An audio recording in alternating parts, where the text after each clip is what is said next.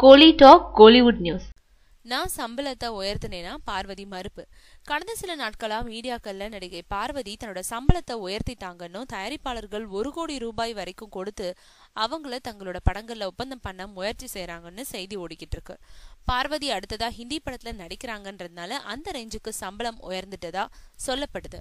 ஆனா இந்த தகவல்ல துளியும் உண்மை இல்லைன்னு கோபத்தோட மறுத்திருக்காங்க பார்வதி.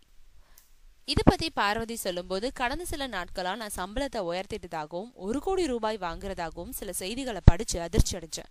முதலாவது, நான் வாங்குற சம்பளம் என்னோட தனிப்பட்ட விஷயம், எனக்கும் தயாரிப்பாளருக்கும் மட்டுமே தெரிஞ்ச விஷயம். நான் இப்போ எவ்வளவு சம்பளம் வாங்குறேன்னு தெரியாத உங்களால எப்படி நான் சம்பளத்தை கூட்டி இருக்கிறதா சொல்ல முடியுது?